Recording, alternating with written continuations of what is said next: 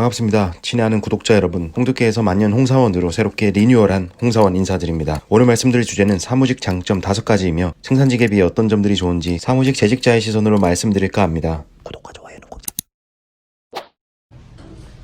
사실 굉장히 단순한 이유지만 아주 큰 장점이라 첫 번째로 꼽아봤습니다. 여름에 시원하고 겨울에 따뜻하다는 것이 얼마나 큰 장점인지는 현장에서 근무한 경험이 있으신 분들은 아마 느낄 수 있을 겁니다. 여름에 에어컨 빵빵하게 틀어진 사무실에 일하는 척 자리에 앉아 화려한 마우스 컨트롤과 함께 Alt F4 조합으로 보는 인터넷 맛은 경험해보신 분들만 아실 겁니다.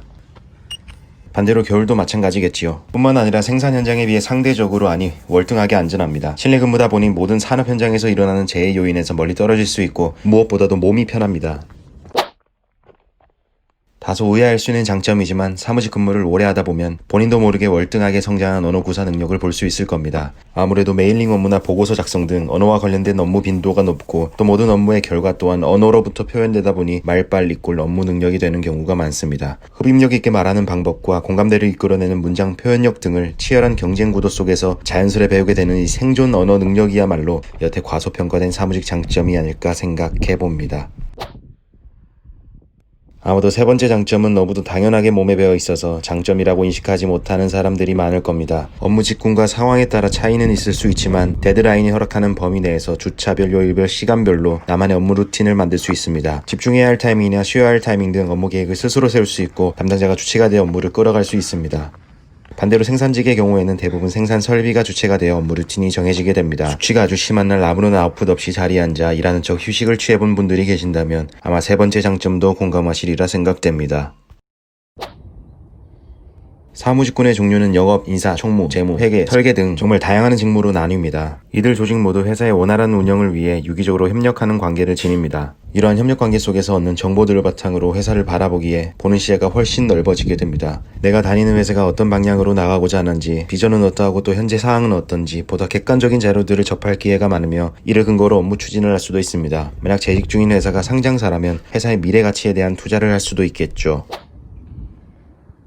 공무원을 제외하면 일반 사기업에서 평생 직장이라는 개념은 사라진 지 오래입니다. 대부분의 사기업 직장인들은 조금 더 좋은 여건과 보수를 찾아 이직을 희망하게 됩니다. 이직의 성패는 적당한 나이와 경력 그리고 타이밍이 중요하지만 생산직군과 비교해보면 사무직군은 아무래도 나이 대비 이직이 용이한 것 같습니다. 근무기간 동안 습득한 노하우와 그에 걸맞는 직급이 뒷받침한다면 나이를 떠나 그나마 동종업계로의 이직이 용이한 편이며 그 능력이 출중하다면 스카우트 제의 등 오히려 더 나은 조건으로 오퍼를 받기도 합니다. 만약 재직 중인 회사가 중견기업 이상의 그룹사 규모라면 그룹사 내 전적하는 등 새로운 환경에서 일할 기회가 생기기도 합니다. 저 또한 4년차 때 이직을 준비하다 우연치 않게 그룹사 내 전적 기회를 얻어 새로운 환경에서 새로운 업무를 하며 지금까지 잘 버티며 지내고 있습니다. 전적도 엄연한 회사 대 회사로의 이동이기 때문에 기존에 봤던 보수 체계가 달라질 수 있고 취업 규칙 등도 달라지게 됩니다. 이에 따라 일정 금액으로 보상받게 되는 경우도 있는데 이 또한 사무직의 장점이 아닐까요?